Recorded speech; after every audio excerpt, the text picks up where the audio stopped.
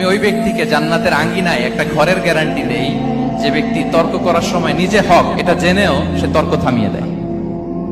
অনেক সময় হয় না, অনেকে পায়ে পাড়া দিয়ে ঝগড়া করতে আসে, এরকম আছে না নাই?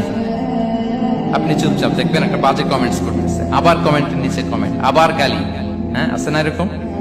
বিষ্ণু বলেন নিজে হক এটা জানার পরেও আর যাতে তর্ক না বাড়ে, যে তর্ক থামিয়ে দেয় জান্নাতের আঙ্গিনায়, তাকে আমি একটা ঘরের গ্যারান্টি দেই। ওয়াবিবাইতিন ফি ওয়াসাতিল জান্নাতি লিমান তারাকাল কাযিবা ওয়া ইন কানা মাযিহান। আর ওই ব্যক্তিকে আমি জান্নাতের মাঝখানে একটা ঘরের গ্যারান্টি দেই যে ব্যক্তি কৌতুক করার সময়ও মিথ্যা পরিহার করে। করতেছে কৌতুক, ফান করতেছে, আর হি ইজ কিডিং, পান করে, কৌতুক করে, কিন্তু কৌতুকের সময় সে মিথ্যা বলে না। এই স্বভাব যাদের, তাদেরকে আমি জান্নাতের মাঝ বরাবর একটা ঘরের গ্যারান্টি দেই। এরপর বিষ্ণু কি বলে দেখেন, তিনি বলেন